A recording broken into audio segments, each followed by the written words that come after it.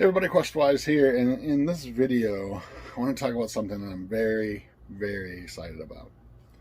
Um, so a week or so ago, a friend of mine who owns the local comic book shop here in town contacted me and says, "Hey, I have some stuff for you. I want you to have that was from the old store." So the little history you have to understand about our local comic book store, which is called the Top Comics.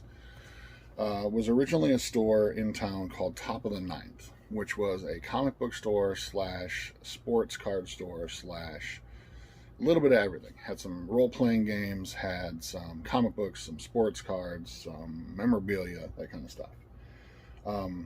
When that gentleman who owned that store passed away, my friend, a couple of my friends, purchased the store and renamed it the Top Comics, and they effectively got rid of the trading cards and stuff and the other stuff and focused completely on comic books, and they're doing it very, very well.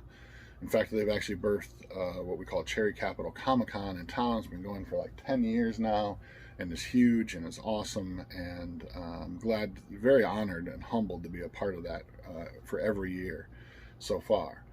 But he called me up and he said, "Hey, I have some stuff for you, and I want you to have it. It's from the old store, and they just moved to a new location. I should note that as well. So they moved from a smaller location to a newer location, which is actually closer to where I live. And he said, "Hey, I found some stuff from the old place, and I want you to have it. Some role-playing stuff."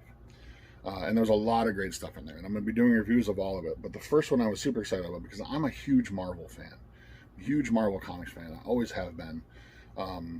Not that I don't like DC. I've tried DC. I've read a lot of the other imprints and stuff as well too. I did a lot of the indie comics, and I love all that kind of stuff. But for me, when I started, it was Spider-Man and Wolverine and X-Men and X-Force and all, the Marvel sort of center, the Avengers, those kind of things. So I was super excited when he hands me this box, and it has this in it. I don't have the box. The box wasn't with this stuff, but the Mavel Super Heroes Players book, the Judges book, and Children of the Atom. Right? These are this is classic. This is stuff, classic TSR Mavel Super Heroes. Now I haven't owned this in many years. I owned it at one point. I had the box set with all the little figures and the maps and everything. Some of the maps were with us, but the box itself was gone, so it's just the books. This, of course, was something that was sold separately. Children of the Atom. This is a source book on mutants. But I had this box set for a while. I loved playing this game. This was to me, this was what comic book role playing was all about for a very long time. And I don't know if I lost in the shuffle or I loaned it to somebody or what, but it had been gone for years, and I hadn't really thought about it for a long time. So when he hands me this box and this is in it, I was super excited. This is a game that is just, it's so well done. Now it's a little dated because it came out, 1986. Then this is the revised advanced, I believe, the edition of the game. It's not the first edition. I believe it's the advanced edition. So it's a little dated. Some of the storylines are definitely dated. They're definitely in the older character archetypes, that kind of stuff. But I love that sort of golden age of Marvel. That, to me, that the late 80s, early 90s was my jam. That was a time period of Marvel comics that I love, and I love experiencing and re-experiencing. So I was super excited to get these and to pour back over these. And if you don't know too much about this game, it's actually it uses the phase rip system, which is this chart. And this looks super overwhelming at first, but it is really not that hard to understand once you get grip of the rules. But it uses this chart for basically every roll you make in the game, be it combat or skill checks, all that kind of stuff.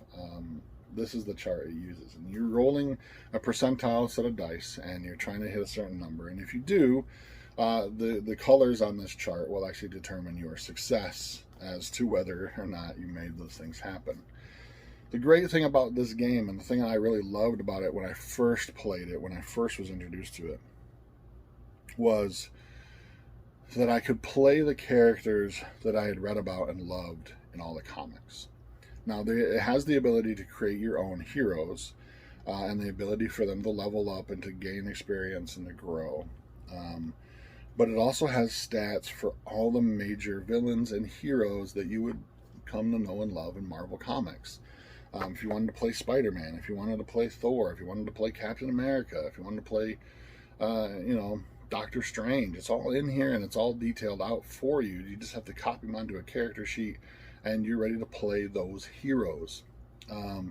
The great thing about the Marvel Universe is that it's huge, right? We live in the 616 universe, but there are multitudes of other universes out there, so you can explore. So you don't have to follow sort of the character concepts of things that have happened to the characters over time. You can do those things. You can create your own sort of stories and timelines and stuff for those characters. And that's what I love about this game. If you have watched any of my videos before, you may have noted that Palladium Books was one of my first games that introduced me to role-playing. And Ninjas and Super Spies, Heroes Unlimited.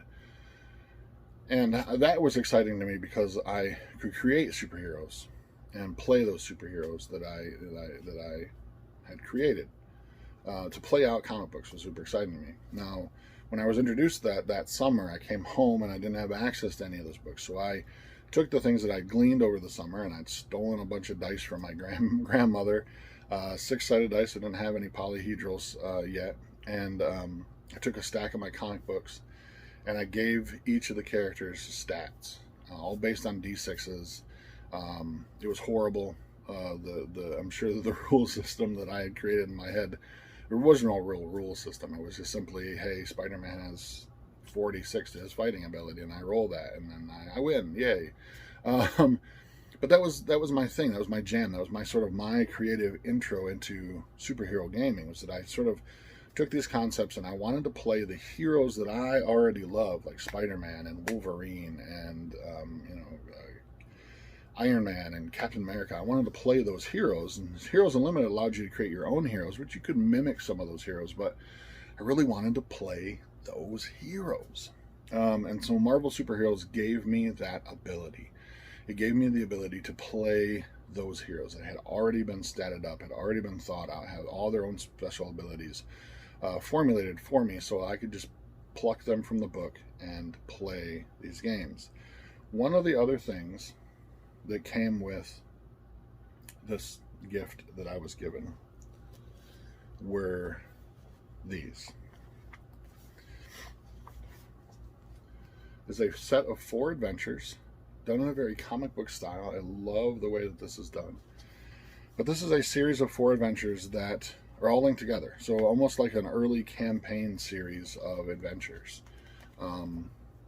that all linked together. Could be played separately if you wanted to. But there are 4 of them, and they all deal with mutants, and they deal with the Sentinel program. Project Wide Awake is what it was called. And it's set in a future alternate Earth in which, having just reread through these, I'd never played these before, but having reread through these was very reminiscent of what's going on in our country today. It's scary how in 1986 or 87 or whenever these were produced, that everything that's going on in our country today is sort of reminiscent of what's happening in this. The mutants are hated, and they are being abused, and they're being segregated, and they're being rounded up and put into ghettos, very reminiscent of World War II and of Hitler's regime, of the Nazis, and they're being sort of eliminated, and mass extinction of them. And so it's a game of survival that takes place over a period of decades, actually. It takes place far enough into the future that says that most of you want to create your own heroes for this, because most of the other heroes have either died or been killed.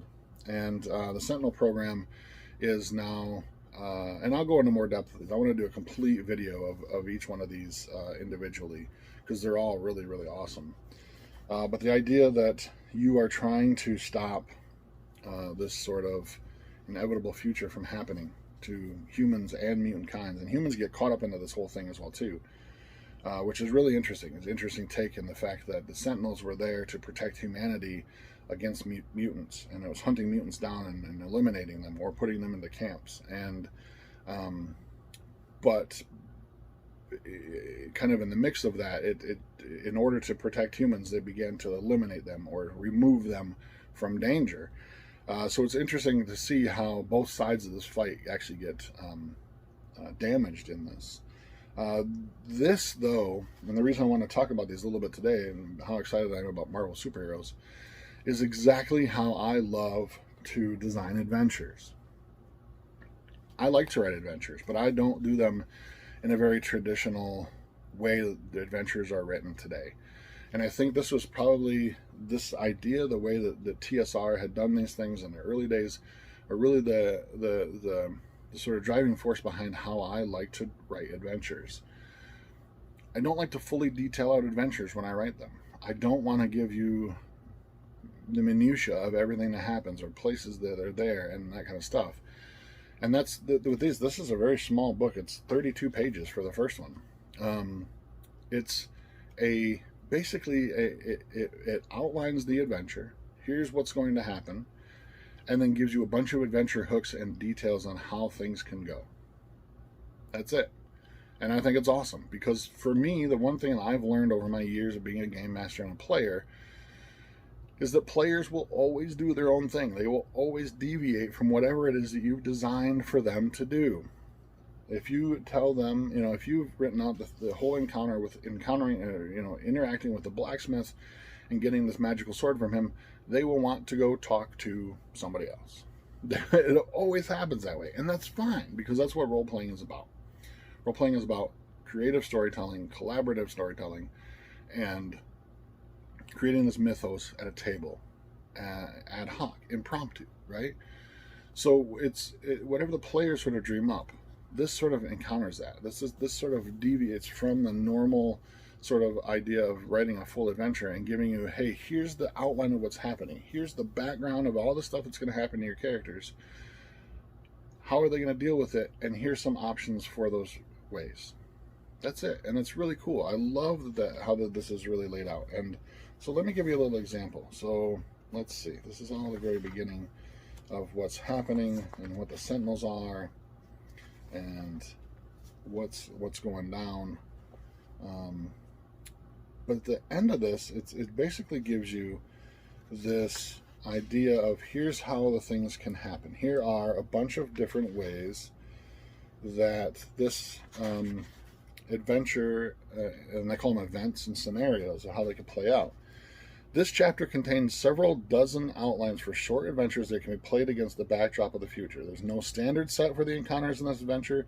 Instead, the judge uses a search flow chart and his own sense of drama to introduce events and encounters into the campaign. Love it. I love it. Here's a bunch of adventure hooks.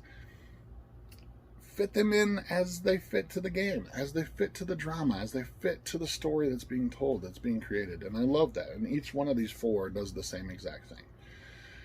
It sort of builds upon the last one of what had happened, what's sort of going on in the background, and then gives you a bunch of adventure seeds and event scenarios that you can feed into how this happens out. And the very last one actually gives you 4 different ways of how this entire sort of epic campaign can end, and how to derive, how the characters can drive those sort of endings. So Mavel Super Heroes, a great, amazing, I would venture to say, an amazing set of game books. If you can get your hands on these, do so. It's definitely worth it. I mean, now that I've gotten this back into my hands, I've been searching out other ones in the series as well too. There's one on there's a source book for the Fantastic Four, which I'd love to get. There's also a collection. There's a two book collection on all the different sort of enemies and heroes with the stats for all of them as well too. Because this gives you quite a few, but at the same time, really leaves a lot of characters out. So Marvel Super Heroes, just a throwback, fun, awesome video for you guys. Hope you enjoyed it. If you'd like to know more, I'd love to talk more about this game. I know there's a lot of people out there in different groups that I have joined. They're huge fans of this over any other kind of role-playing, superhero role-playing game on the market. So until next time, I'm Questwise. Stay safe and game on, my friends.